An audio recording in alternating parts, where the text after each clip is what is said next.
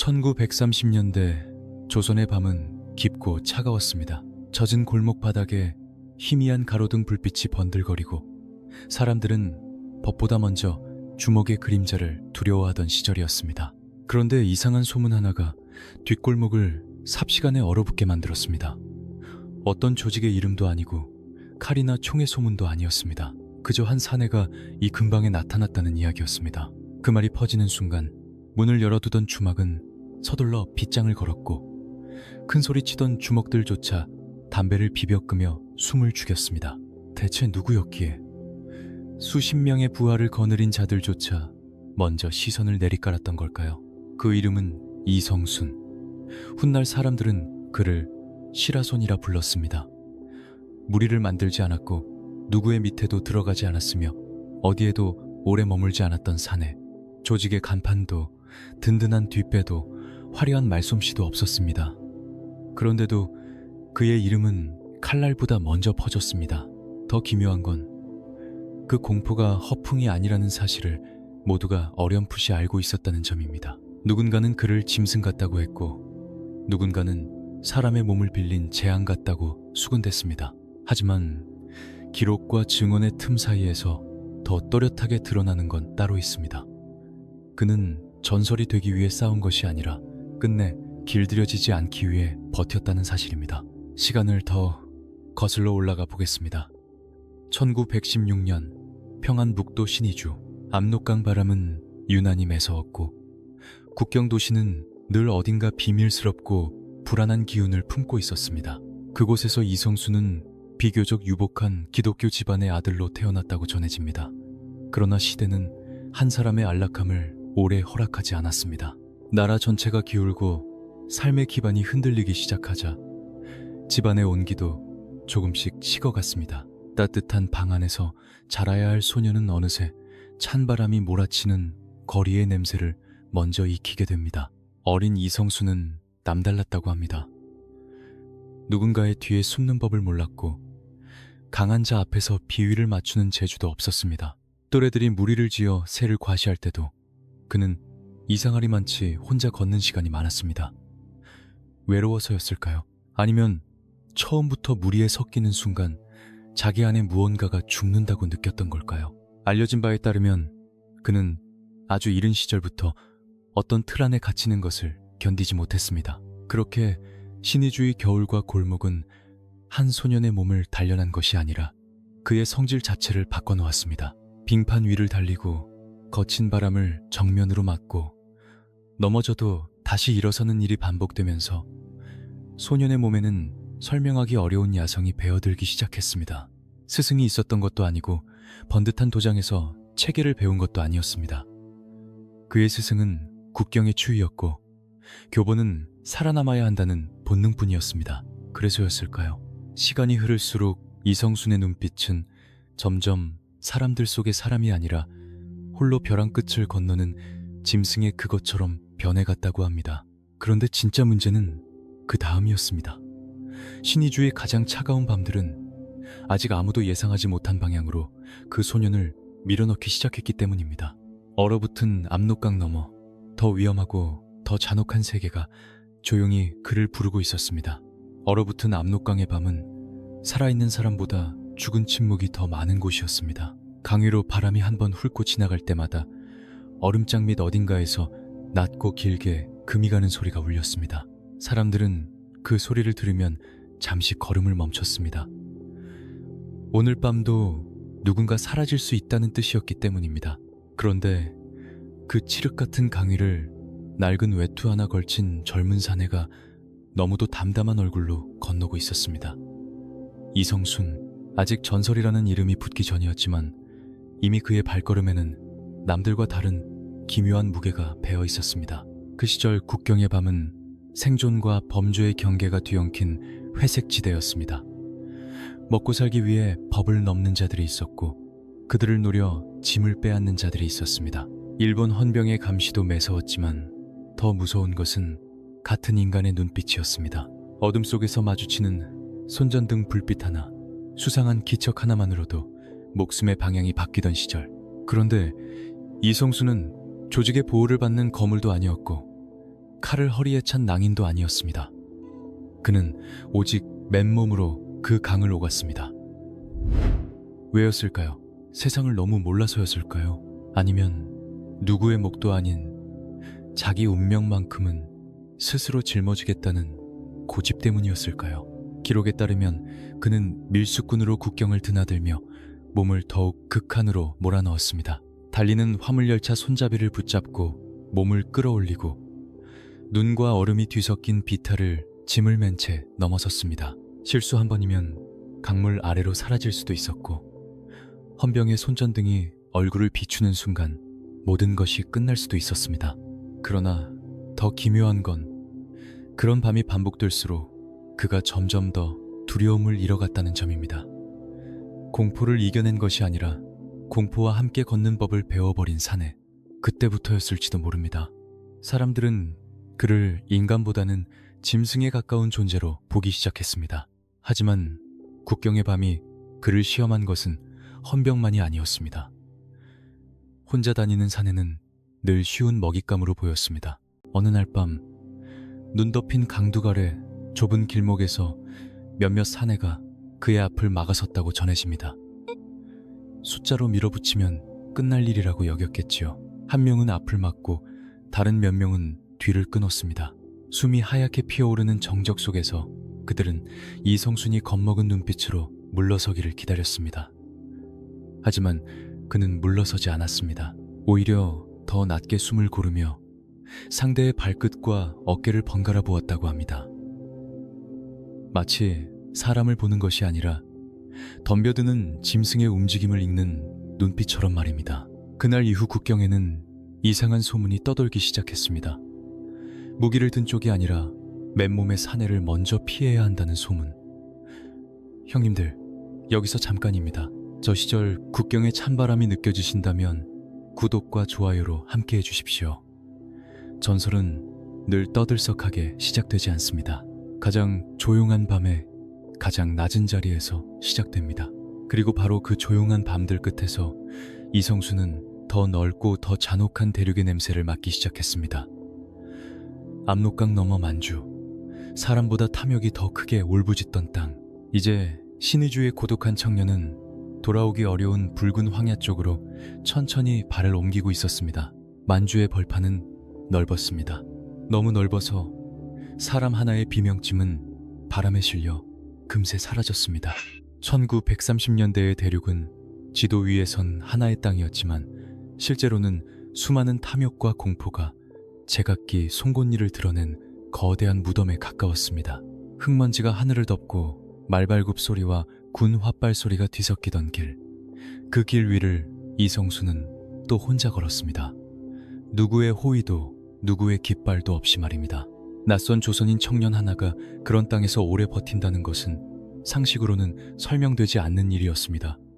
그런데도 그는 살아남았습니다. 살아남는 정도가 아니었습니다. 점점 더 깊은 곳으로 들어갔습니다.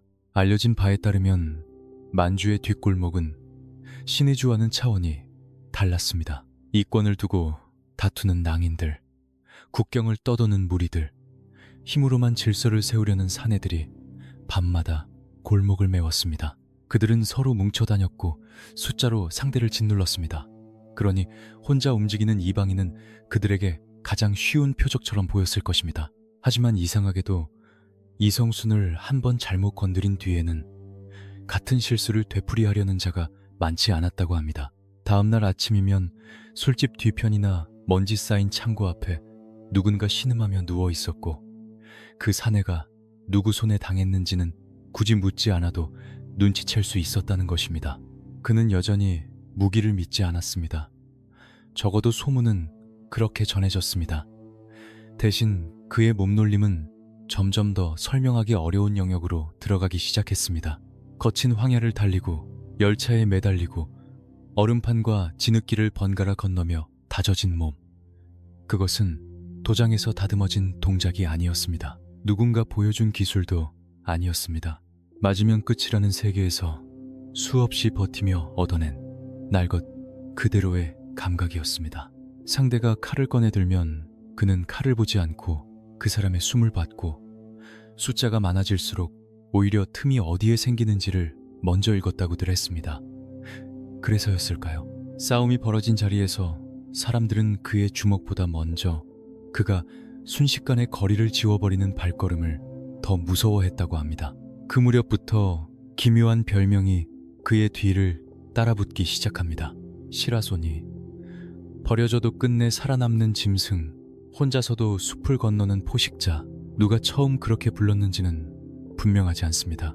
하지만 이름은 한번 붙으면 사람보다 먼저 걷는 법이지요. 만주의 바람은 그 이름을 빠르게 실어 날랐고 이성순이 직접 자신을 소개하지 않아도 먼저 상대의 낯빛이 변하는 일이 늘어났습니다. 무리를 거느린 자들은 숫자를 믿었지만 그는 숫자 밖에서 움직였습니다. 그러니 조직의 논리로는 계산이 되지 않았습니다.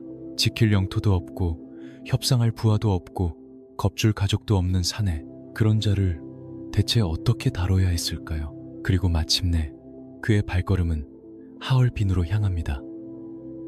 겉으로는 화려했지만 한 골목만 비켜서면 피냄새가 눅진하게 들러붙는 도시, 러시아인과 중국인, 일본 낭인과 조선인 떠돌이들이 뒤엉켜 서로의 그림자를 밟고 다니던 곳.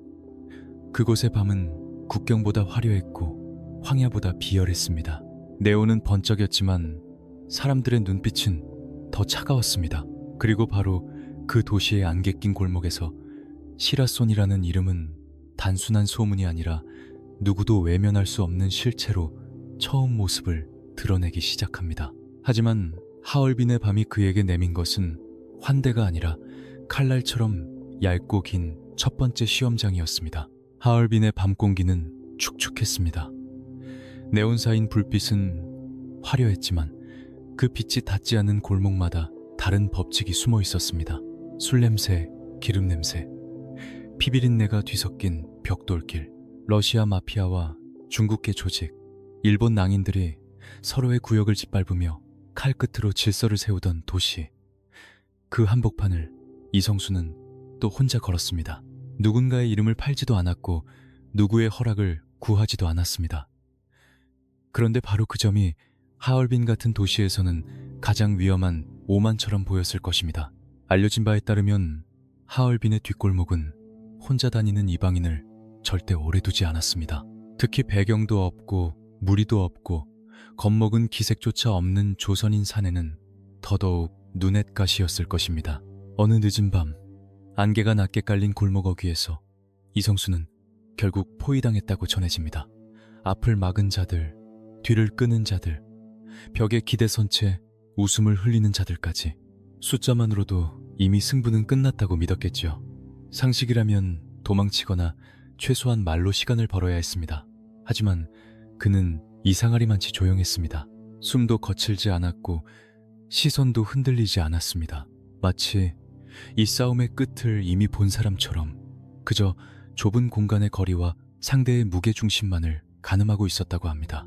첫 번째 칼끝이 허공을 가르던 순간 골목의 공기는 완전히 뒤틀렸습니다. 그는 뒤로 물러나지 않았습니다. 오히려 가장 위험한 쪽으로 파고들었습니다.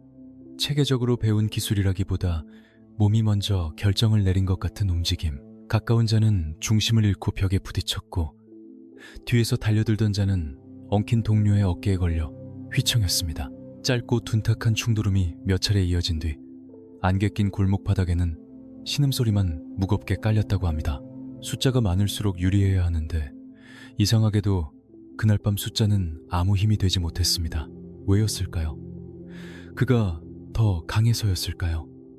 아니면 상대가 익숙하게 믿어온 질서 자체가 그의 앞에서는 통하지 않았기 때문이었을까요? 그날 이후 하얼빈에는 이상한 말이 더 빠르게 퍼졌습니다. 맨몸의 조선인 하나가 무장한 무리 사이를 유령처럼 뚫고 다닌다는 이야기. 한 번 마주친 자는 다시는 먼저 눈을 맞추지 못한다는 이야기. 누군가는 허풍이라 비웃었고 누군가는 술자리 괴담쯤으로 넘겼습니다. 그러나 뒷골목은 언제나 입보다 발이 먼저 합니다. 실제로 그를 본 자들의 발걸음이 달라졌기 때문입니다. 소문은 점점 이름과 결합했습니다. 이성순이 아니라 시라손이, 사람의 규칙이 아니라 짐승의 감각으로 움직이는 사내. 그 별명은 이제 국경의 풍문이 아니라 도시 전체를 서서히 얼리는 낙인이 되어갔습니다. 하지만 하얼빈의 밤이 그에게 준 것은 명성만이 아니었습니다. 이곳은 싸움의 규모도 적의 얼굴도 달랐습니다. 뒷골목 불량배와 떠돌이만 상대하던 수준이 아니었습니다. 더 큰 조직, 더 잔혹한 이해관계, 더 위험한 권력이 그를 바라보기 시작했습니다. 혼자 다니는 짐승이 소문만으로 끝나지 않는다는 것을 그들도 알아차린 것입니다. 그리고 어느 비 내리던 밤, 하얼빈의 더 깊은 골목 끝에서 그는 마침내 단순한 시비가 아닌 도시 전체의 질서를 건드리는 첫 번째 진짜 충돌 앞에 서게 됩니다. 비가 내리던 하얼빈의 밤, 젖은 벽돌길은 사람의 발보다 먼저 피로 미끄러지는 곳이었습니다. 골목 끝 창고 앞에는 이미 수상한 정적이 내려앉아 있었습니다. 평소처럼 술 취한 남봉꾼 몇 명을 상대하는 자리가 아니었습니다. 숨소리부터 달랐습니다. 기다리고 있는 쪽은 웃고 있었지만 그 웃음에는 장난기가 없었습니다. 누군가의 지시를 받고 나온 자들, 도시의 밑바닥을 쥔 무리들이 이름만 떠돌던 조선인 사내의 실체를 직접 확인하려 했던 밤이었습니다. 기록에 따르면 그들은 이성순을 좁은 길목으로 유인한 뒤 앞뒤를 막아 움직임을 끊으려 했다고 합니다. 맨몸의 사내가 아무리 날래다 한들 사방을 잠그고 한꺼번에 밀어붙이면 끝이라는 계산이었겠지요. 상식적인 판단이었습니다. 하얼빈에서 상식대로 움직여 살아남지 못한 자는 많지 않았습니다. 그런데 문제는 이성순이라는 사내가 늘 상식 바깥에 있었다는 점입니다. 그는 벽을 등지지 않았습니다. 오히려 한 발 앞으로 나섰습니다. 상대가 칼을 꺼내는 손보다 먼저 흔들리는 발목을 받고 위협하는 목소리보다 그 목소리 뒤에 숨어있는 주저함을 먼저 읽었습니다. 그리고 아주 짧은 정적. 다음 순간 사람들은 눈앞의 장면을 제대로 이해하지 못했다고 전해집니다. 뒤로 피할 줄 알았던 사내가 무릎을 순간적으로 굽히더니 마치 튕겨오르듯 허공을 가른 것입니다. 짧고 둔탁한 충돌음. 비명은 길지 않았습니다. 선두에 서 있던 사내 하나가 중심을 잃고 무너졌고 뒤따르던 자들은 그 한순간의 파열에 진영이 흐트러졌습니다. 이성순의 싸움은 화려하지 않았습니다. 보여주기 위한 동작도 없었습니다. 그런데 더 무서웠습니다. 상대가 무기를 들수록 그는 거리의 계산을 더 빨리 끝냈고 숫자가 많아질수록 오히려 가장 약한 틈을 더 정확히 찾아냈습니다. 그날 밤 하얼빈의 뒷골목에서 사람들을 떨게 만든 것은 단순한 힘이 아니었습니다. 인간이 가장 본능적으로 두려워하는 설명되지 않는 움직임이었습니다. 그리고 그 중심에는 훗날 전설처럼 떠도는 그 한 가지가 있었습니다. 시라소니의 박치기. 그것은 기술이라기보다 벼랑 끝에서 살아남기 위해 몸이 스스로 만들어낸 처절한 생존의 흔적에 가까웠습니다. 안개와 비가 뒤섞인 골목 바닥에 신음이 깔리고 살아남은 자들은 더 이상 덤비지 못했습니다. 처음에는 숫자를 믿었고 다음에는 칼을 믿었습니다. 하지만 마지막에는 모두 같은 것을 보게 됩니다. 이 사내는 겁을 먹고 버티는 인간이 아니라 몰리면 몰릴수록 더 위험해지는 짐승에 가깝다는 사실 말입니다. 그 밤 이후 하얼빈의 소문은 더 구체적이 되었습니다. 그냥 강한 조선인이 아니라 허공을 가르며 들이받는 한 번의 일격으로 판을 뒤집는 사내. 이름보다 먼저 공포가 가는 존재. 시라손이라는 세 글자가 그렇게 도시의 뒷문을 하나씩 닫게 만들기 시작했습니다. 형님들, 여기까지 들으셨다면 댓글로 남겨주십시오.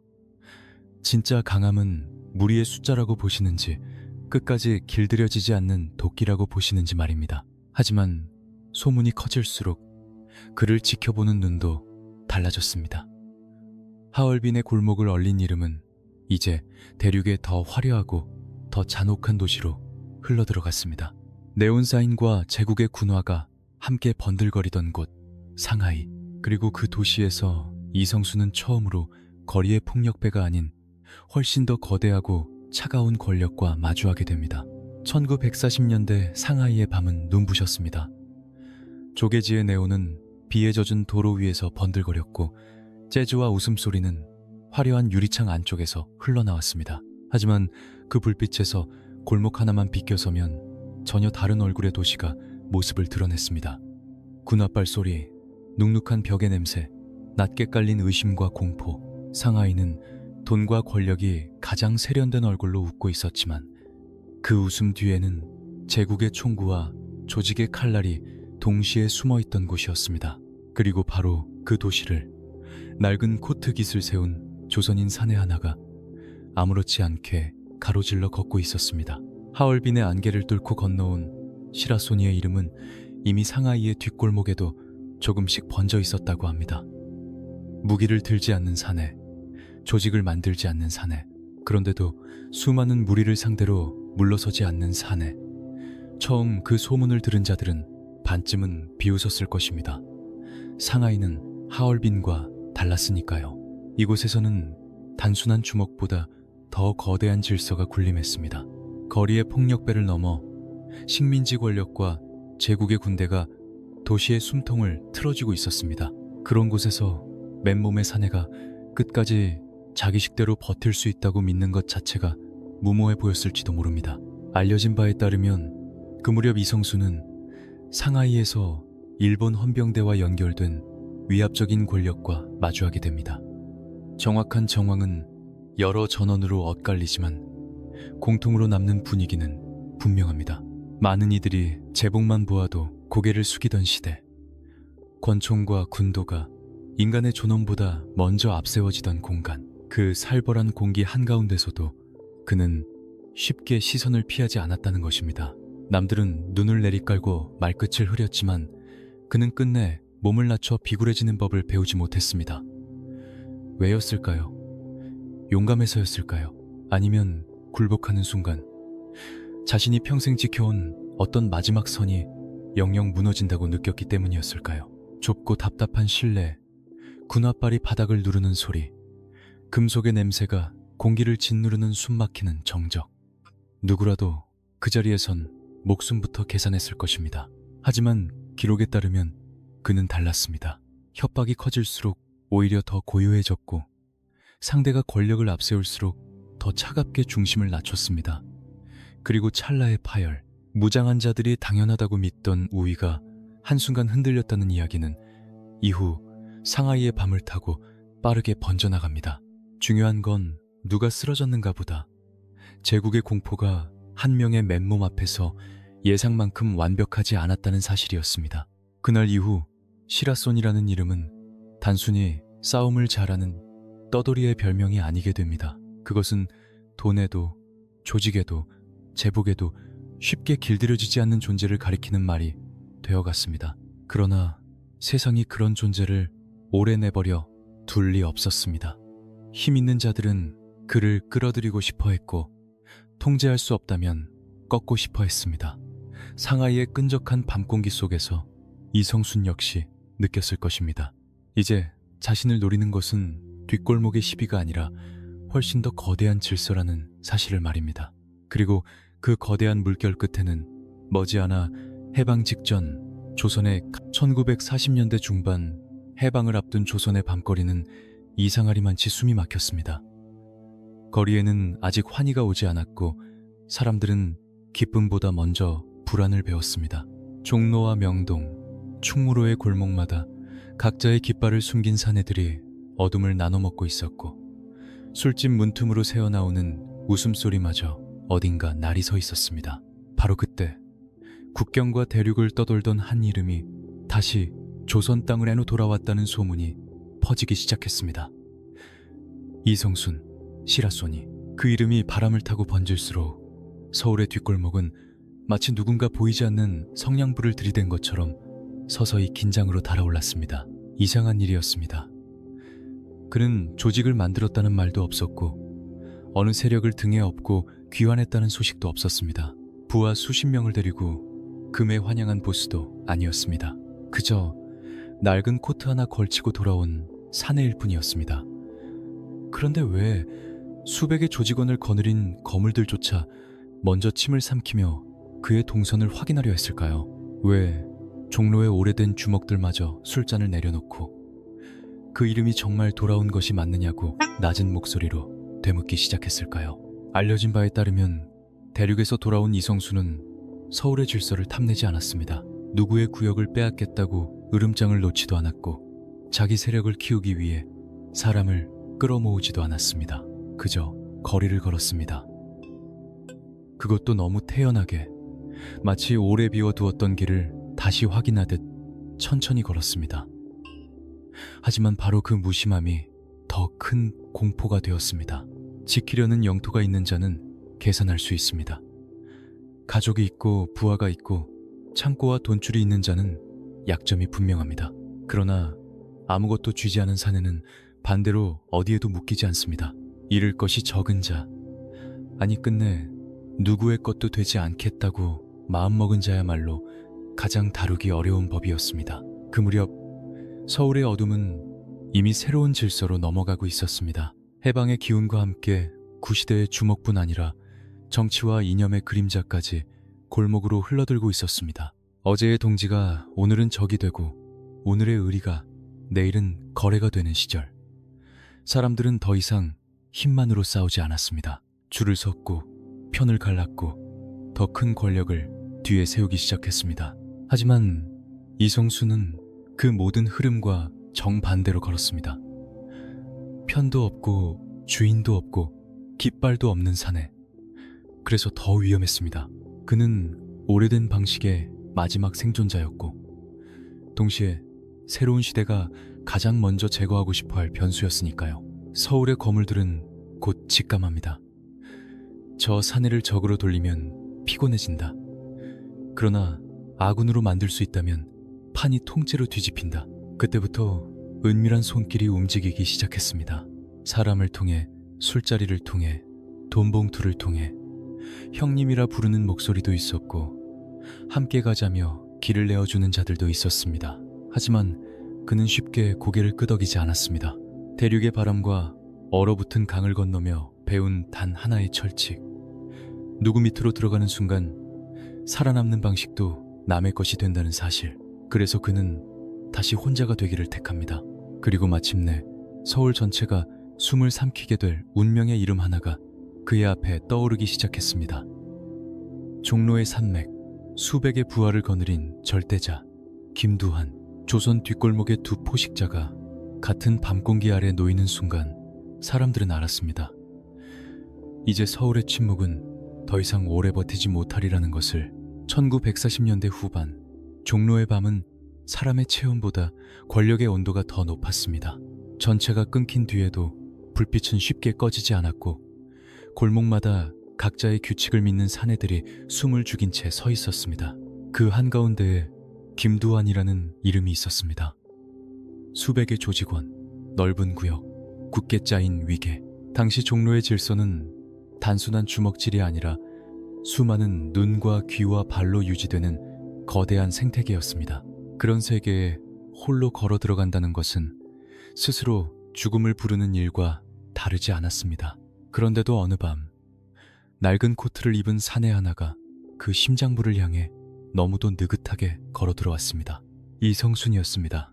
그의 발걸음은 급하지도 않았고 일부러 힘을 준 듯한 과장도 없었습니다. 오히려 담담했습니다. 그래서 더 섬뜩했습니다.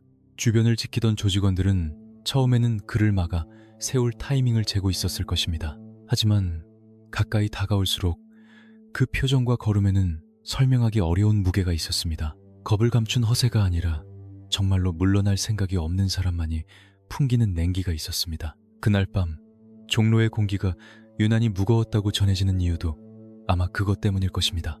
서로가 서로를 잘 알고 있다는 듯한 침묵. 수십 명이 둘러싸고도 쉽게 첫 손을 내밀지 못하는 미묘한 거리감. 왜였을까요? 숫자는 분명 김두한 쪽에 있었는데 어째서 먼저 굳어버린 것은 포위한 자들의 표정이었을까요? 알려진 바에 따르면 두 사람의 조언은 피비린내 나는 결투로 이어지지 않았습니다. 오히려 더 기묘했습니다. 당시 종로의 주먹들은 이미 시라손이라는 이름을 귀가 아프도록 들은 상태였습니다. 만주와 하얼빈, 상하이에서 건너온 소문은 과장이 섞였을지 몰라도 완전히 비어있지는 않았습니다. 더구나 김두한 역시 평범한 건달이 아니었습니다. 눈앞의 사내가 허풍으로 살아남은 자가 아니라는 것을 조직에 두목이기 전에 한 마리 포식자의 감각으로 먼저 알아챘을 가능성이 큽니다. 좁은 공간, 겹겹이 둘러싼 포위망. 조금만 삐끗하면 누구 하나는 돌아서지 못할 수도 있는 팽팽한 순간. 그런데도 두 사람은 성급하게 주먹을 꺼내지 않았습니다. 서로가 알고 있었기 때문입니다. 이 싸움은 누가 이기느냐보다 시작되는 순간 모두가 크게 잃는 싸움이 될 것이라는 사실을 말입니다. 그 긴 침묵 끝에 흐른 것은 예상 밖의 기류였습니다.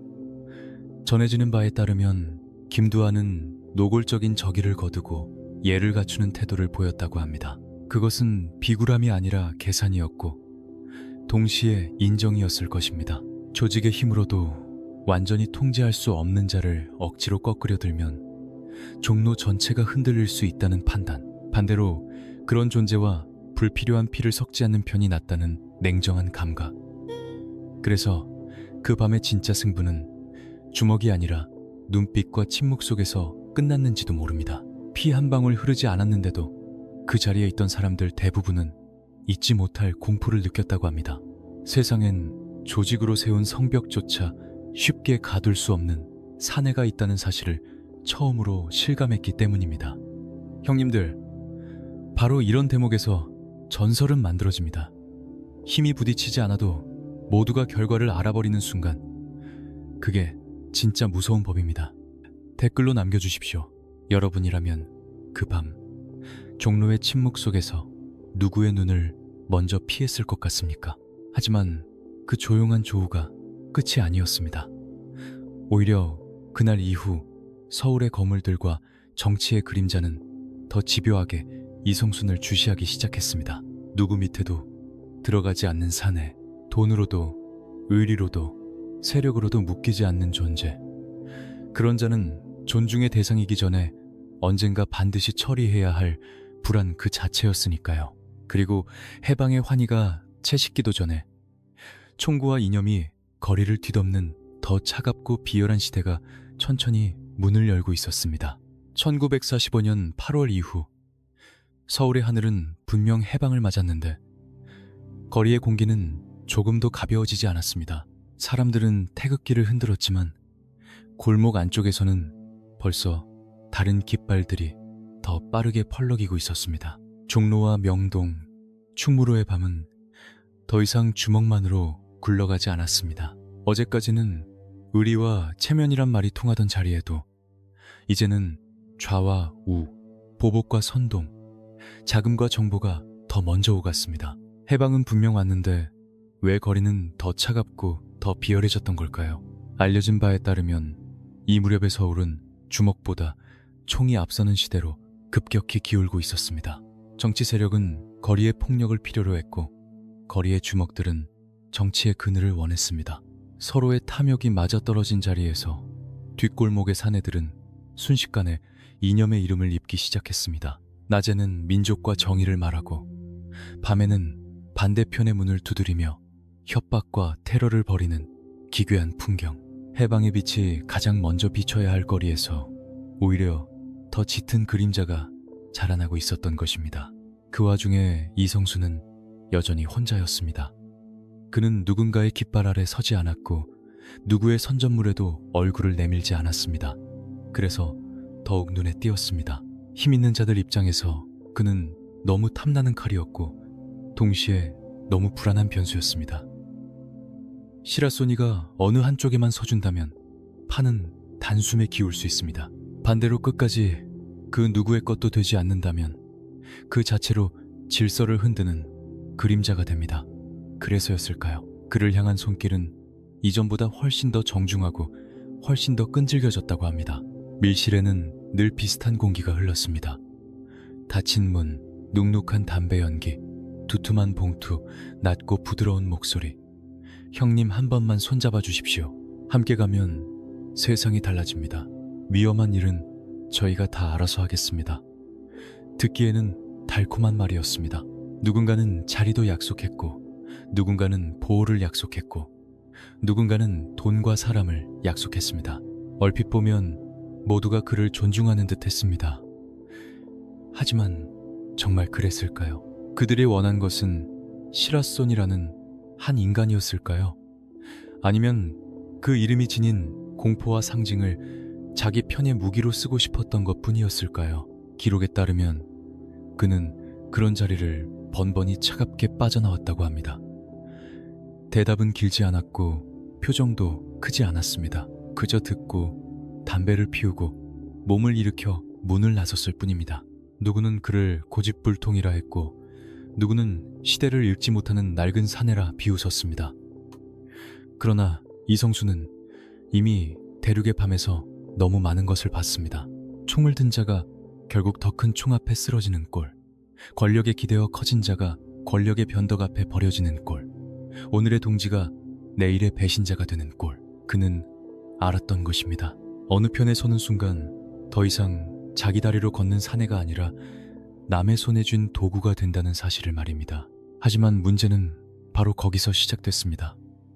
세상이 전부 줄을 서고 있는데 혼자만 줄을 서지 않는 자, 모두가 거래를 하는데 끝내 거래를 거부하는 자, 그런 존재는 시간이 흐를수록 존중보다 의심을 더 많이 부릅니다.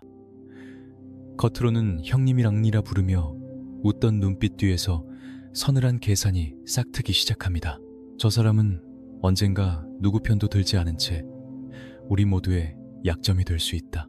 돈으로 안 되고 조직으로도 안 되고 협박에도 흔들리지 않는다면 남는 방법은 결국 하나뿐이라는 생각.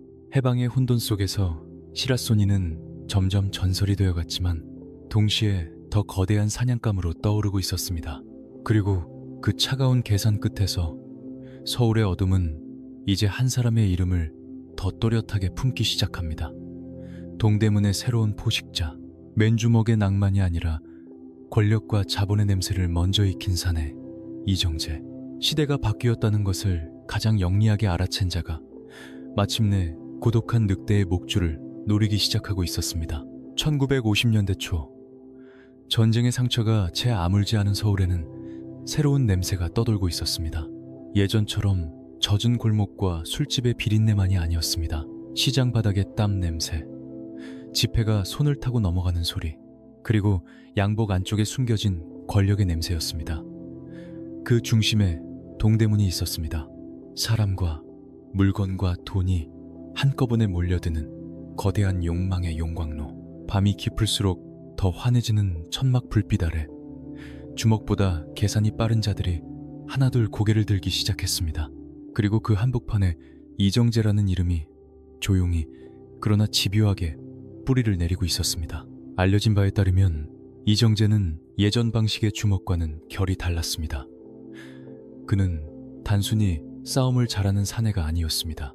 누구와 손을 잡아야 오래가는지, 어느 시장 줄이 돈이 되는지, 어느 정치인의 그림자 아래 서야 안전한지를 빨리 읽는 사람이었습니다.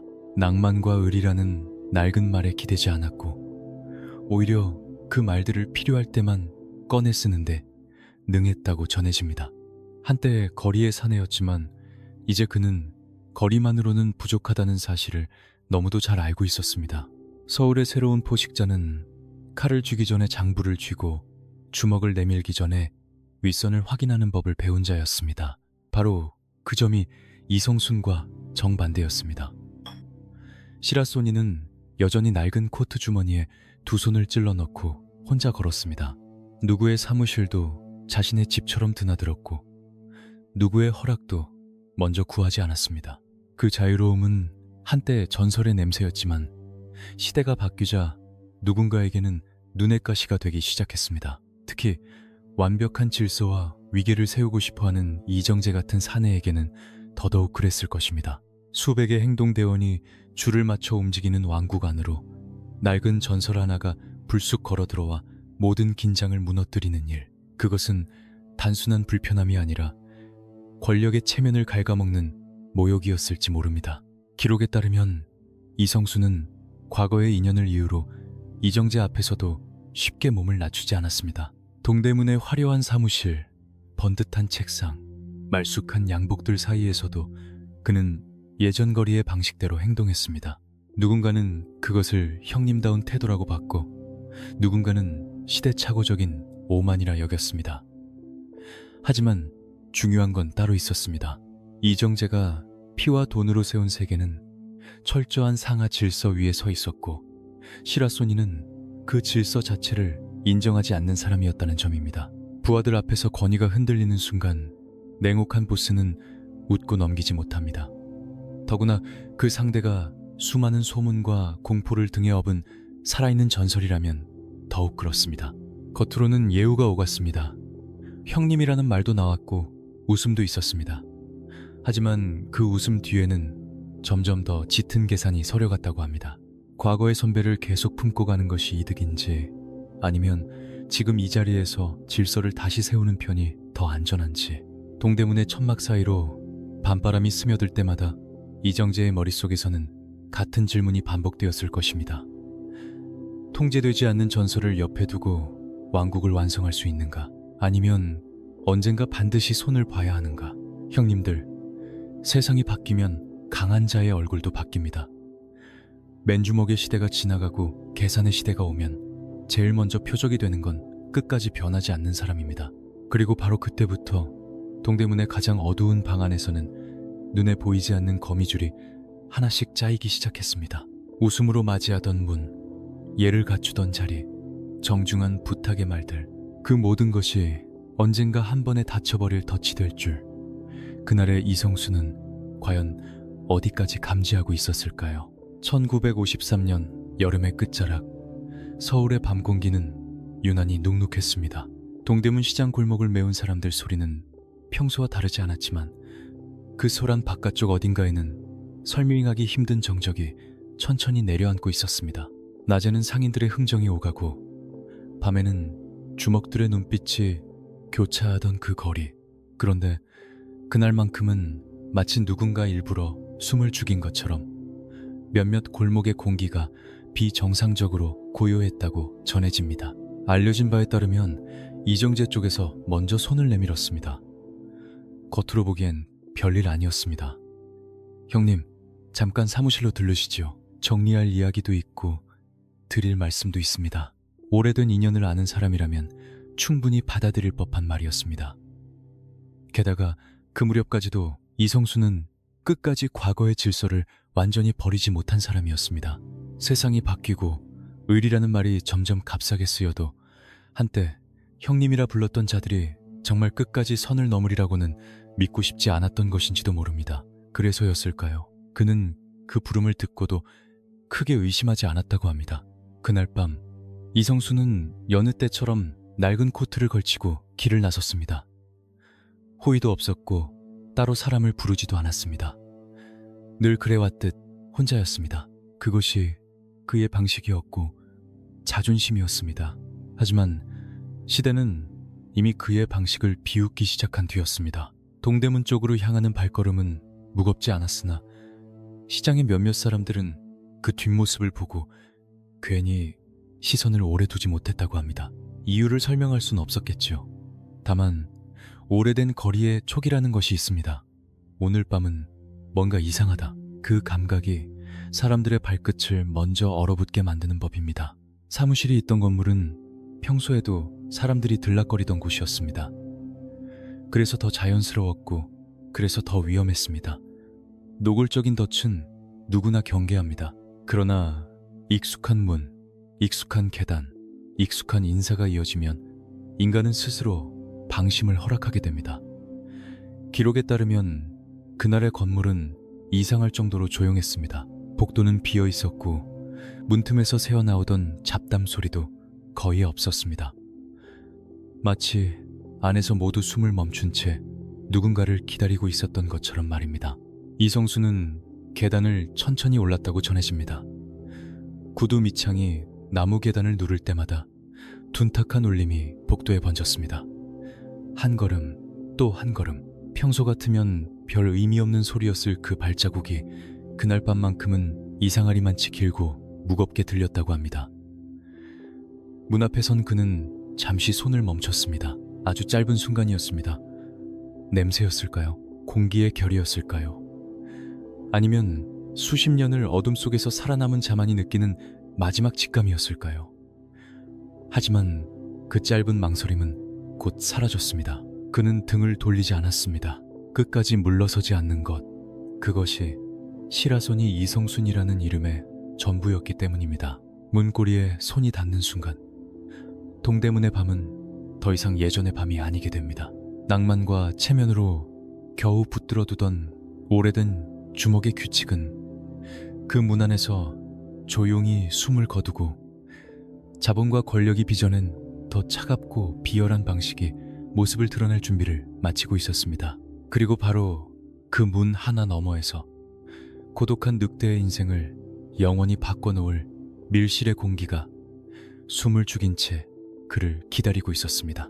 문이 삐걱이며 안쪽으로 열리던 순간 가장 먼저 이성순의 코끝을 찌른 것은 담배 냄새가 아니었습니다. 눅눅한 먼지와 식은 땀, 그리고 쇠붙이가 오래 공기 속에 머물 때만 남는 차갑고 비릿한 냄새였습니다. 방 안은 이상할 만큼 정돈되어 있었다고 전해집니다. 책상과 의자는 벽 쪽으로 밀려 있었고 사람 몇이 오가며 어수선해야 할 좁은 사무실은 마치 일부러 가운데 공간을 비워둔 것처럼 텅 비어 있었습니다. 그것은 대화를 위한 방이 아니라 처음부터 다른 목적을 위해 준비된 무대에 가까웠습니다. 그의 눈이 어둠에 익숙해지는 데는 오래 걸리지 않았습니다. 방 한가운데를 둘러싼 사내들, 하나, 둘, 셋. 숫자는 금세 셀 수 있는 범위를 넘겼습니다. 그들의 얼굴에는 형님을 맞는 미소도 오래된 인연을 반기는 온기도 없었습니다. 대신 너무 오래 숨을 참고 있던 자들만이 풍기는 굳은 긴장이 방 안에 들러붙어 있었습니다. 누군가는 손을 뒤로 감췄고 누군가는 외투 자락 아래로 손목을 숨기고 있었습니다. 이미 늦었습니다. 문턱을 넘는 순간 그는 알았을 것입니다. 오늘 이 방에는 예의도 의리도 설명도 없다는 사실을 말입니다. 기록에 따르면 이성수는 그 자리에서 곧장 등을 돌리거나 비명을 지르지 않았습니다. 오히려 한 발 안으로 더 들어섰다고 합니다. 그것이 자존심이었을까요? 아니면 끝까지 상대의 눈을 보고 이 덫의 실체를 확인하려는 마지막 고집이었을까요? 그의 뒤에서 문이 닫히는 소리가 났습니다. 짧고 둔탁한 파열음, 그 한 번의 소리가 좁은 실내의 공기를 완전히 바꾸어 놓았습니다. 이제 밖으로 나가는 길은 사라졌고 방 안의 침묵은 더욱 진해졌습니다. 사람들은 그 순간을 두고 낭만 주먹의 시대가 실제로 문 뒤에 갇혀버린 순간이었다고 말하기도 합니다. 이정재는 그 자리에 없었다는 말도 있고 어둠 속 어딘가에서 끝까지 지켜보고 있었다는 말도 있습니다. 그러나 분명한 것은 이 모든 판이 누군가의 치밀한 계산 위에서 움직이고 있었다는 사실입니다. 넓은 골목도 아니고 달아날 틈이 있는 시장통도 아니었습니다. 천장은 낮고 발밑에는 걸리적거리는 가구들이 있었고 사방은 사람으로 막혀 있었습니다.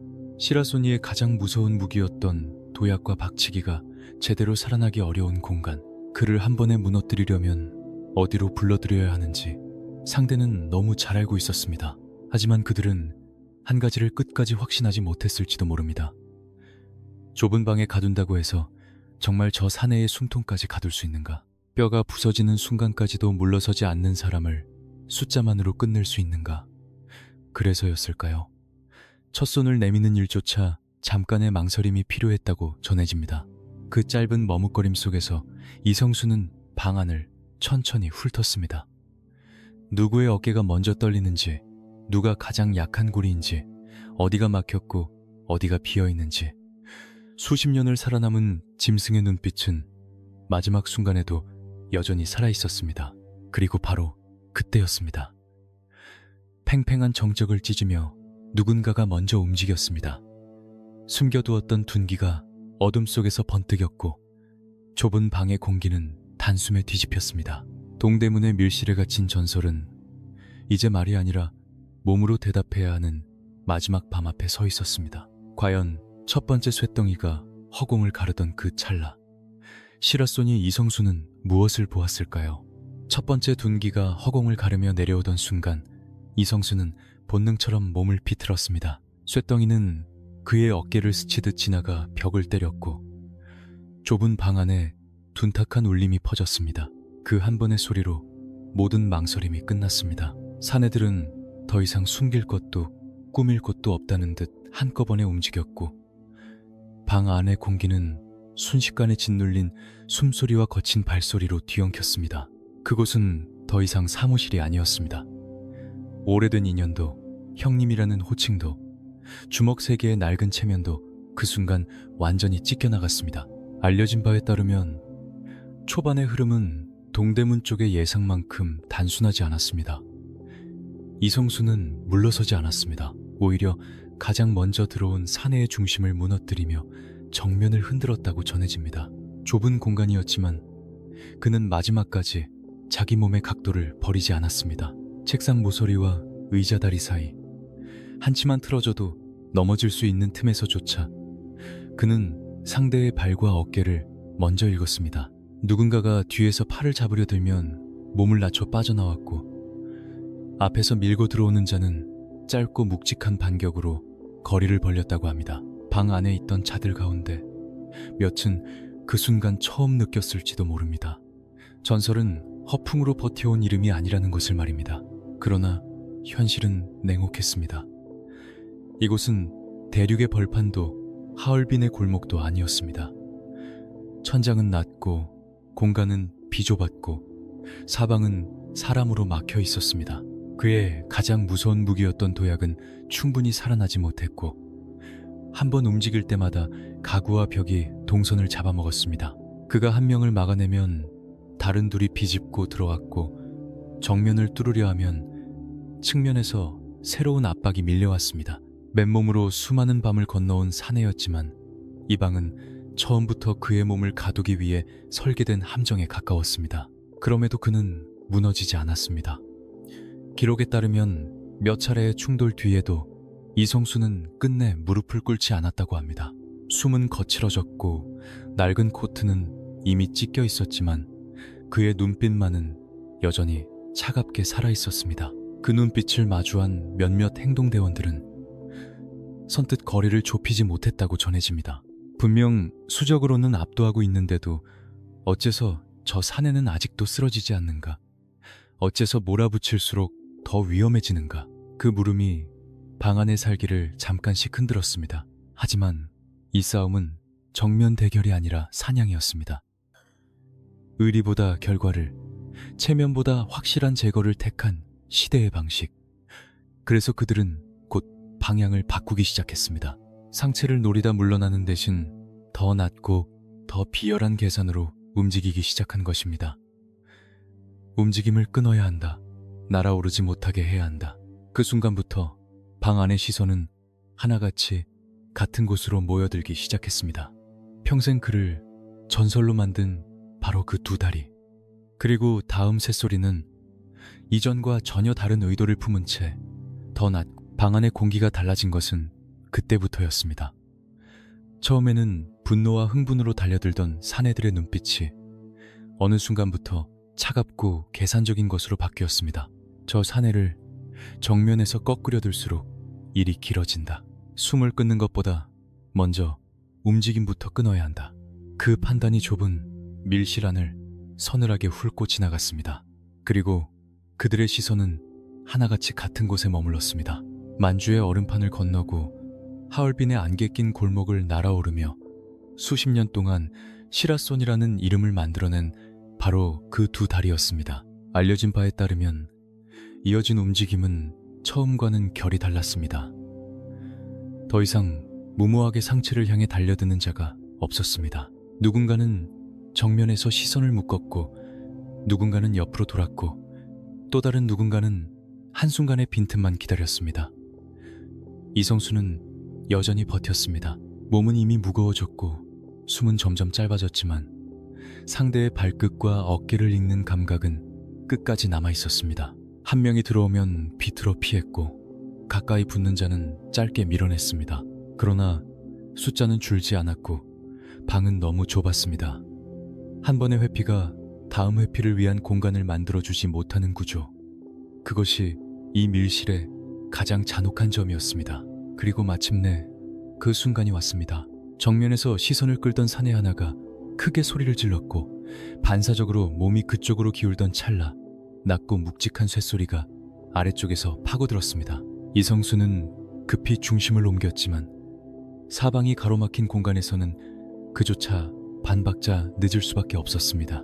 다음 순간 그의 하체를 향한 집요한 충돌이 연달아 이어졌다고 전해집니다.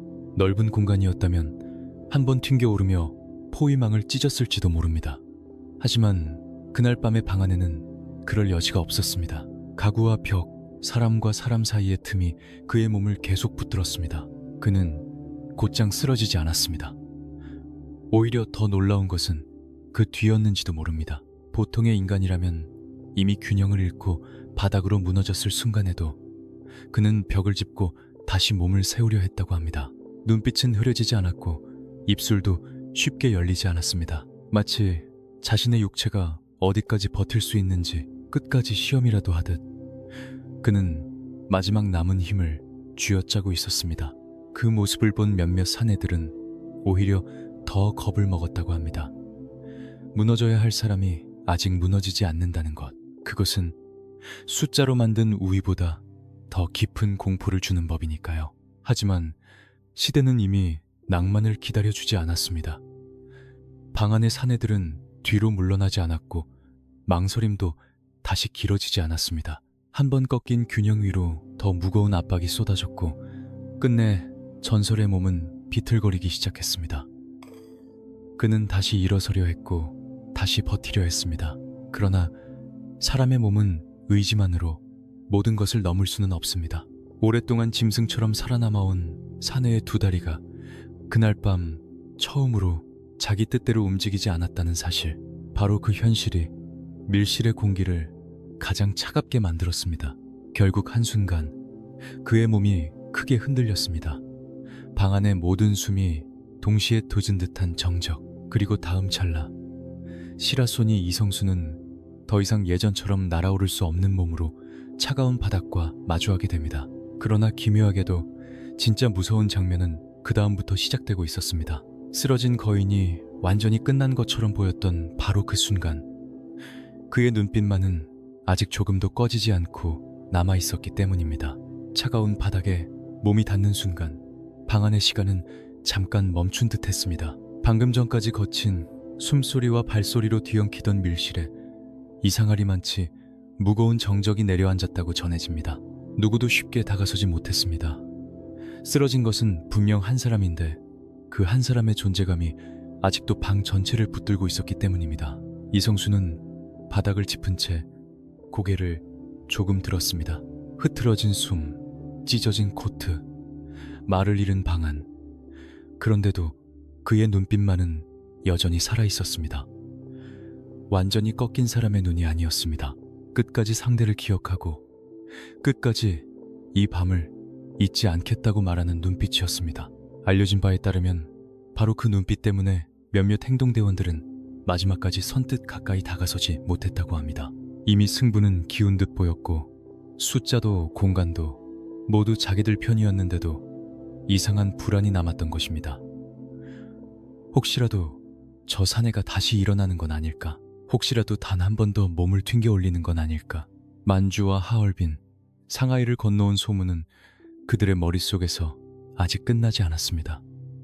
전설은 바닥에 쓰러져도 전설처럼 보이는 법이니까요.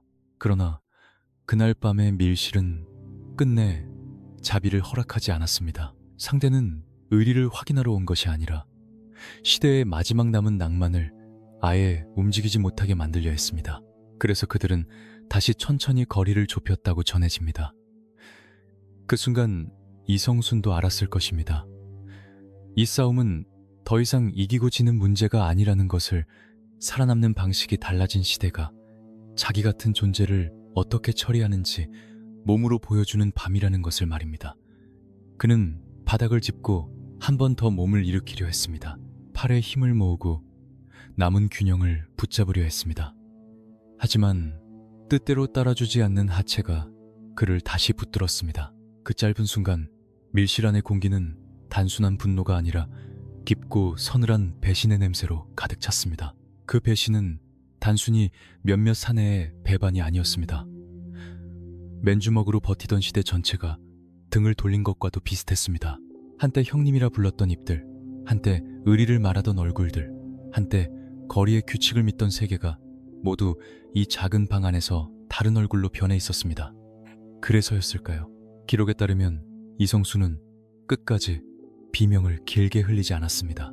고통보다 더 크게 밀려온 것은 자신이 믿어온 방식이 이 밤을 끝으로 완전히 시대 밖으로 밀려난다는 깨달음이었는지도 모릅니다. 형님들, 여기서 한번 생각하게 됩니다.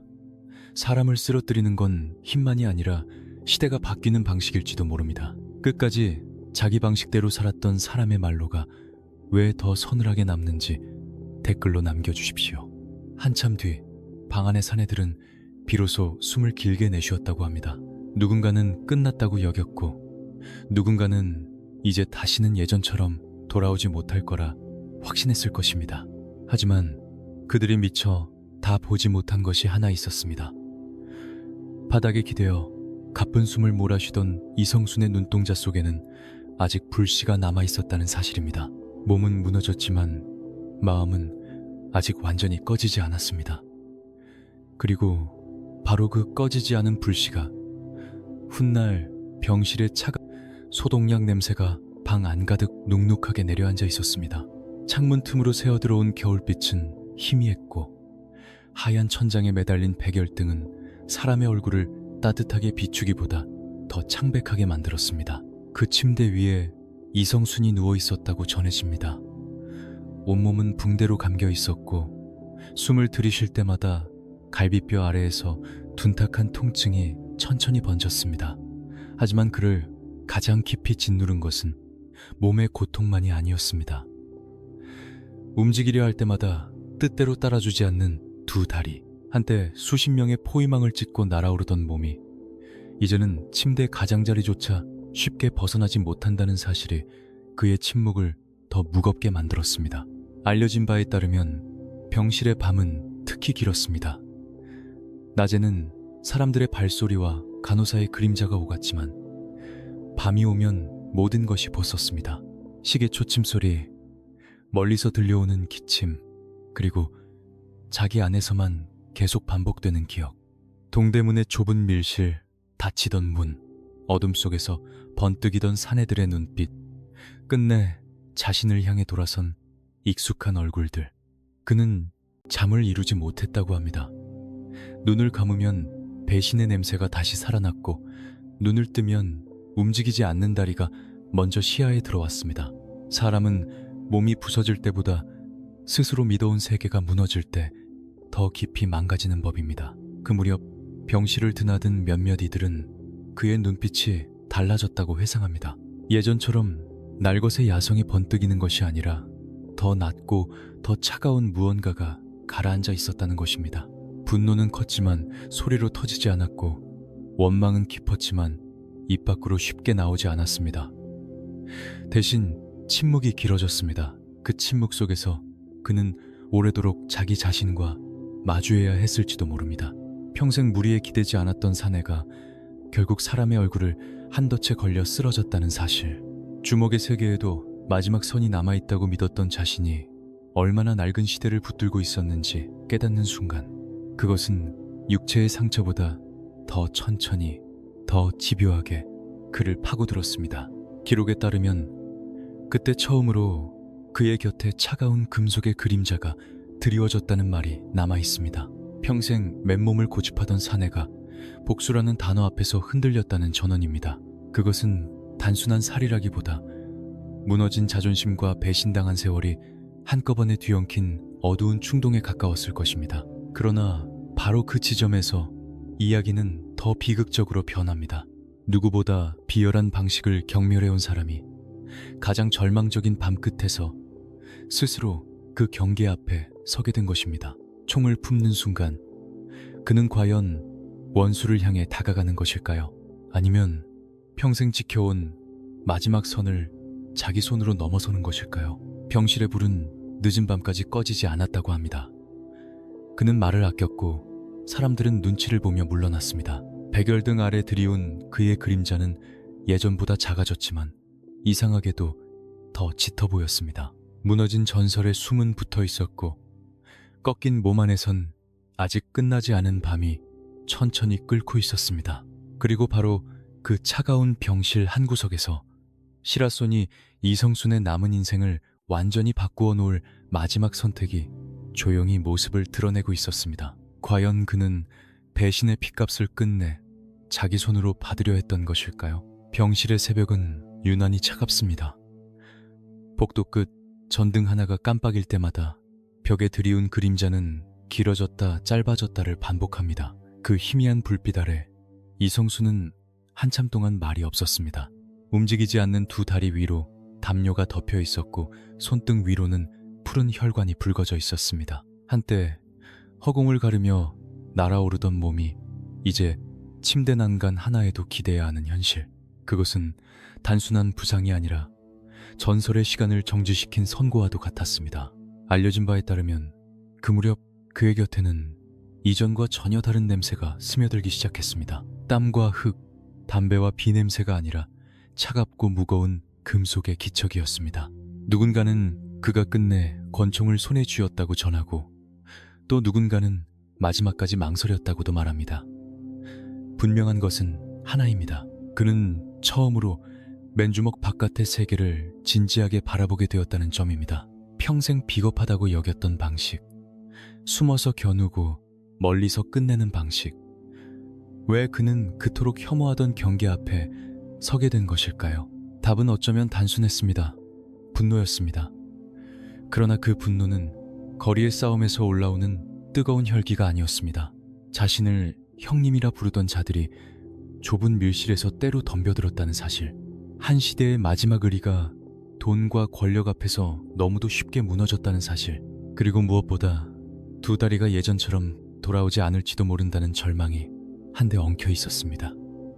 그는 이를 악물고 병실 천장을 올려다보았다고 합니다.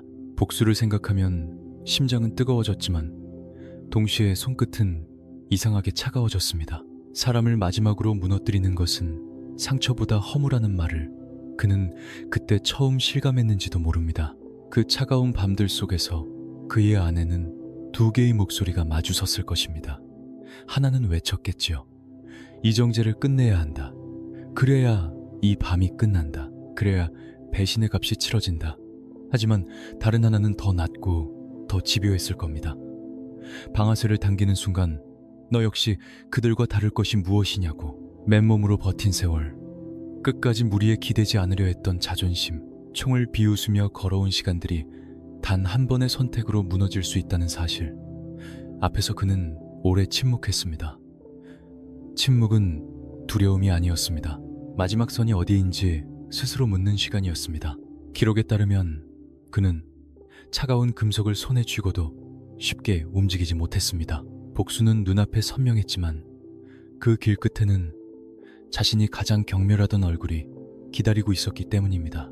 병실 창밖으로 새벽빛이 번져올 때마다 그의 눈빛은 더욱 깊어졌다고 합니다. 죽이고 싶은 마음은 분명했지만 정말 죽이는 것이 끝인지에 대해서는 누구보다 스스로를 속이지 못했던 것입니다. 그리고 바로 그 망설임의 한가운데로 시대의 더 거대한 폭풍이 들이닥치기 시작합니다. 그가 직접 방아쇠를 당기기도 전에 서울의 권력판 자체를 뒤집어 엎을 거대한 군합발 소리가 점점 가까워지고 있었습니다. 1961년 5월 16일 새벽, 서울의 공기는 갑자기 다른 냄새로 바뀌었습니다. 거리에 건달들이 풍기던 비릿한 살기나 시장 바닥의 눅눅한 욕망이 아니었습니다. 훨씬 더 크고 훨씬 더 차갑고 훨씬 더 무표정한 국가의 냄새였습니다.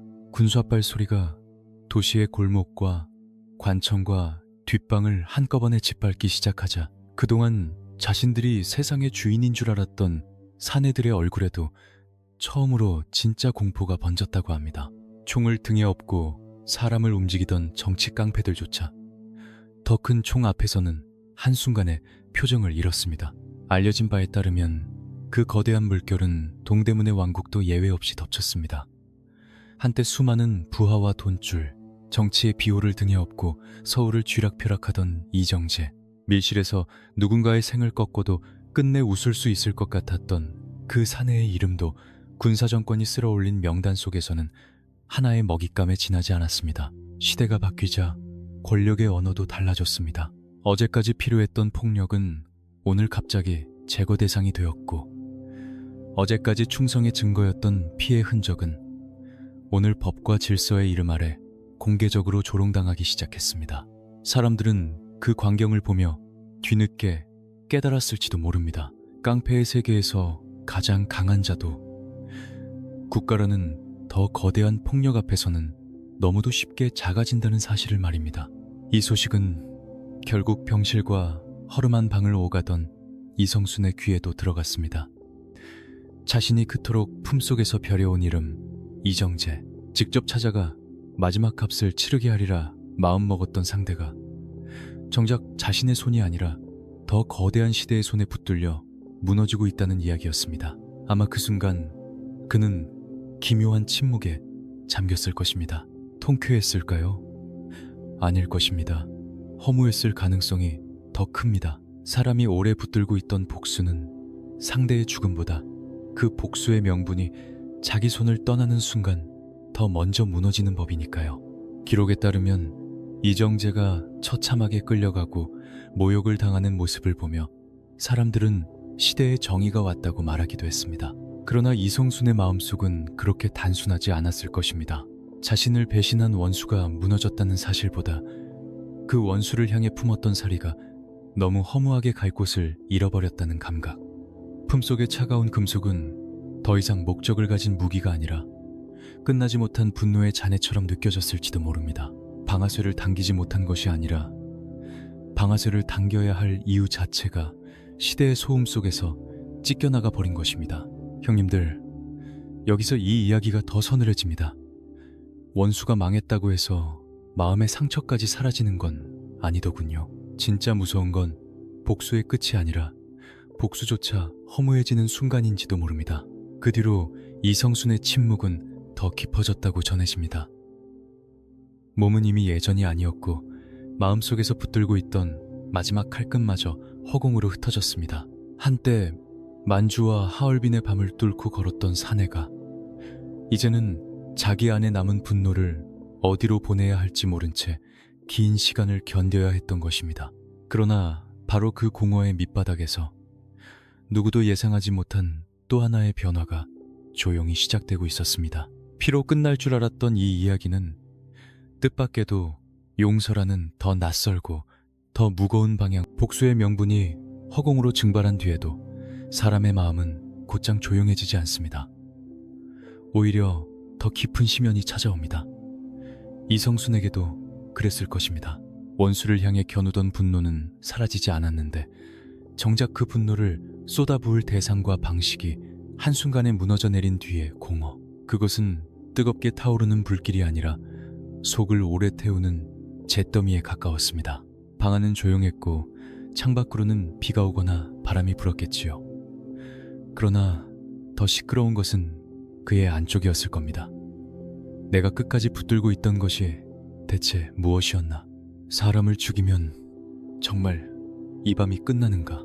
아니, 이미 끝난 시대를 혼자 붙든다고 해서 과연 무엇이 돌아오는가? 알려진 바에 따르면 이 무렵 이성수는 눈에 띄지 않는 삶 쪽으로 조금씩 물러나기 시작합니다. 젊은 날처럼 거리를 오래 걷지도 못했고 예전처럼 이름만으로 사람들을 얼어붙게 만드는 시절도 지나가고 있었습니다. 더구나 세상은 너무 빨리 변했습니다.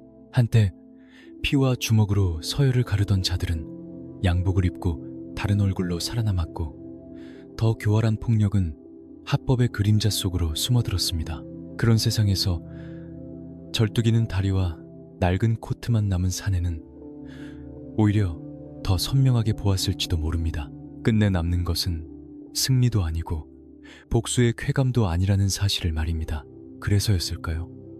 기록과 증언의 틈 사이에는 놀라운 장면 하나가 남아 있습니다. 자신을 무너뜨린 상대를 향해 끝내 사리를 밀어붙이는 대신 오히려 구명의 뜻을 비췄다는 이야기입니다. 많은 사람들은 믿지 못했을 것입니다.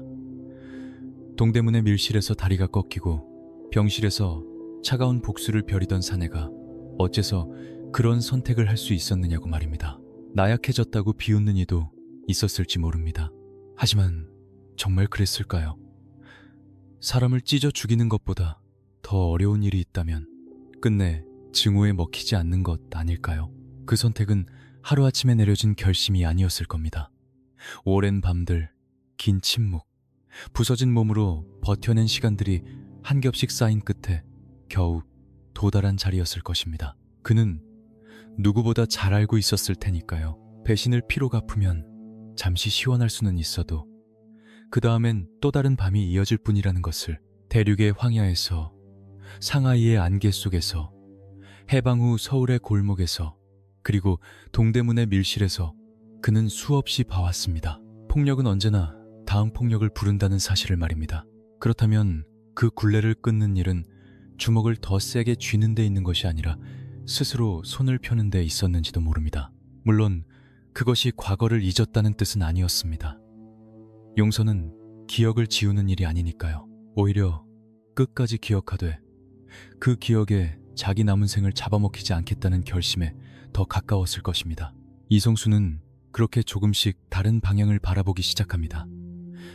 피냄새가 배어있던 밤거리 대신 더 조용하고 더 낮은 자리, 사람들 사이에서 이름보다 숨을 낮추는 삶. 한때 그를 짐승이라 부르던 세상은 그 변화 앞에서 더 어리둥절했을 것입니다. 하지만 어쩌면 그것이야말로 그가 마지막까지 누구의 방식에도 길들여지지 않았다는 증거였는지도 모릅니다. 주먹으로 전설이 된 사내가 주먹을 내려놓는 것으로 자기 생의 마지막 싸움을 시작한 것입니다. 그리고 그 싸움의 끝에는 검은 양복도, 수하들의 도열도, 화려한 복수도 없었습니다. 대신 희미한 전등 아래 조용히 고개를 숙인 한 노인의 그림자가 남아있었지요. 그런데 이상하게도 바로 그 고요한 뒷모습이야말로 시라소니 이성순이라는 이름을 더 오래 남게 만든 장면인지도 모릅니다. 이제 남은 것은 단 하나입니다. 칼보다 이름이 먼저 퍼졌던 그 사내가 생의 마지막 문턱에서는 과연 어떤 얼굴로 세상을. 1983년 1월 서울의 겨울은 유난히 마르고 차가웠습니다. 새벽 공기는 얇은 창문 틈으로 스며들어 작은 방 안의 체온까지 조금씩 앗아갔고, 멀리서는 첫차 소리보다 먼저 교회 종소리가 희미하게 번졌습니다. 한때 만주의 삭풍을 정면으로 맞고도 물러서지 않던 사내는 그 무렵 더 이상 화려한 거리의 중심에 있지 않았습니다. 검은 양복들이 줄지어서는 조직의 장례도, 수십 명의 수하가 호위하는 마지막 행렬도 그의 곁에는 없었습니다. 대신 낡은 의자, 희미한 전등, 조용히 모인 가족의 숨소리, 그리고 오래된 기도의 침묵만이 남아있었다고 전해집니다. 알려진 바에 따르면 말년의 이성수는 세상이 기억하는 방식과 전혀 다른 얼굴로 살았습니다. 누군가의 보스가 되지도 않았고 거대한 조직을 남기지도 않았습니다. 동대문의 피냄새와 병실의 차가운 밤을 지나온 뒤 그는 점점 더 낮은 자리로 걸어 들어갔습니다. 사람들은 그것을 몰락이라 부르기도 했고 잊힌 전설의 초라한 노년이라 수군대기도 했습니다. 하지만 정말 그랬을까요? 끝까지 권력의 단맛을 뜯지 않았고 끝내 누구의 개도 되지 않았으며 마지막에는 복수마저 자기 손으로 내려놓은 삶, 그것은 패배자의 퇴장이었을까요? 아니면 누구보다 늦게 진짜 싸움의 끝을 본 한 인간의 고요한 귀환이었을까요? 그의 임종은 놀랄 만큼 조용했다고 합니다. 시끄러운 구호도 없었고 허세 어린 마지막 말도 없었습니다. 시대를 떠들썩하게 했던 이름은 그렇게 작은 숨 하나를 길게 내쉰 뒤 허무할 만큼 담담하게 저물어 갔습니다. 그런데 기묘한 건 바로 그 지점입니다. 수백 명의 부하를 거느렸던 보스들은 시간이 지나면 조직표 속 이름으로만 남습니다.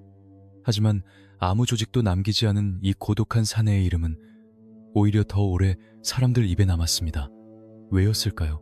그가 가장 많은 사람을 거느렸기 때문도 아니고 가장 큰 돈을 쥐었기 때문도 아니었습니다. 끝까지 혼자였기 때문입니다. 끝까지 자기 다리로 걷겠다는 고집을 버리지 않았기 때문입니다. 신의주의 겨울바람, 압록강의 얼음, 만주의 황야, 하얼빈의 안개, 상하이의 네온, 종로의 침묵, 동대문의 밀실, 그리고 병실의 백열등까지 그의 생은 줄곧 차갑고 어두운 장소들을 통과해 왔습니다. 그러나 그 긴 밤들의 끝에서 남은 것은 주먹의 위세가 아니었습니다. 어떤 압력 앞에서도 쉽게 길들여지지 않았던 한 인간의 서늘한 자존심, 그리고 끝내 폭력의 고리를 자기 손으로 끊어내려 했던 늦은 결심이었습니다. 그래서 시라소니 이성순의 이야기는 단순한 조폭 전설로 끝나지 않습니다. 그것은 한 시대의 야성이 어떻게 태어나고 어떻게 배신당하며 끝내 어떻게 인간의 얼굴로 돌아가려 했는지에 대한 더 쓸쓸하고 더 묵직한 기록입니다.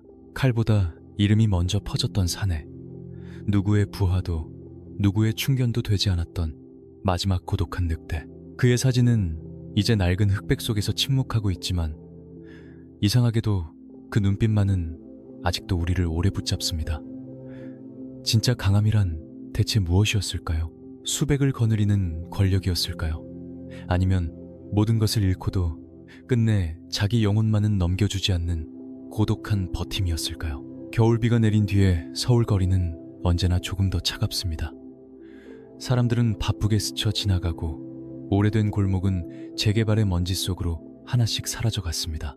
종로도 동대문도 한때 주먹의 이름이 골목의 공기를 바꾸던 시대의 냄새를 오래 붙들고 있지는 못했습니다. 세상은 늘 그렇습니다. 어제의 공포를 오늘의 기사로 만들고 오늘의 전설을 내일의 낡은 사진으로 밀어넣습니다. 그런데도 이상하게 어떤 이름은 끝내 지워지지 않습니다. 시라소니, 그 세 글자는 조직의 간판도 아니고 거대한 재산도 아니고 남겨진 후계자의 이름도 아닌데 아직도 사람들 기억 한구석에서 묵직하게 울립니다. 왜 그럴까요? 그보다 더 큰 세력을 거느린 자도 많았고 더 많은 돈을 움켜쥔 자도 있었고 더 화려하게 살다 간 자도 적지 않았습니다. 하지만 그들의 이름은 대개 권력과 함께 썩어 사라졌습니다. 반면 이성순의 이름은 묘하게 다릅니다. 그는 남긴 것이 없어서 오히려 남았습니다. 지킬 구역도 후계 조직도 유산이라 부를 만한 제국도 없었습니다. 그래서 그의 이름은 소유되지 않았고 누구의 입맛에 맞게 포장되지도 않았습니다. 시대가 그를 이용하려 들 때마다 그는 비껴갔고 세력이 그를 묶으려 할 때마다 그는 끝내 풀려나려 했습니다. 바로 그 붙잡히지 않음이 오늘까지 그의 이름을 전설처럼 남게 만든 것인지도 모릅니다. 기록에 따르면 사람들은 말년에 그를 두고 여러 얼굴을 더 씌웠습니다. 어떤 이는 낭만의 마지막 주먹이라 했고 어떤 이는 시대를 읽지 못한 고집불통이라 했습니다. 또 어떤 이는 배신을 용서한 기이한 노인으로 기억했습니다. 하지만 그 모든 해석을 걷어내고 남는 것은 결국 하나뿐입니다. 그는 끝까지 자기 방식으로 무너지려 했던 사내였다는 사실입니다. 승리하는 방식도 자기 것이어야 했고 패배하는 방식마저 남에게 빌리고 싶지 않았던 사람. 그래서 그는 더 비장했고 더 쓸쓸했고 더 위험했습니다. 세상이 가장 두려워하는 인간은 강한 인간이 아니라 끝까지 길들여지지 않는 인간이니까요. 형님들, 여기까지 함께 오셨다면 한번 생각해 보십시오. 지금 우리가 사는 시대는 정말 그 시절보다 덜 잔혹해졌을까요? 칼과 쇠파이프가 사라진 자리에는 더 매끈한 얼굴의 권력과 더 교묘한 폭력이 들어선 것 아닐까요? 댓글로 남겨주십시오. 여러분이 생각하는 시라소니의 진짜 힘은 주먹이었는지 아니면 끝까지 누구의 것도 되지 않으려 했던 그 고독이었는지 말입니다. 신의주의에 얼어붙은 강바람 속에서 시작된 한 소년의 걸음은 그렇게 서울의 겨울빛 아래에서 조용히 멈췄습니다. 그러나 걸음이 멈췄다고 해서 그림자까지 사라지는 것은 아닙니다. 낡은 흑백 사진 속 굳게 담은 입술과 서늘한 눈빛은 아직도 우리에게 같은 질문을 던집니다. 세상이 모두 무리지어 힘을 과시할 때 홀로 남아 끝까지 자기 이름을 지켜낸다는 것은 대체 어떤 대가를 요구하는가? 그리고 그 대가를 치르고도 끝내 무너지지 않는 사람은 정말 인간일까요? 아니면 우리가 시대의 어둠 속에서 너무 늦게 알아본 마지막 야수였을까요?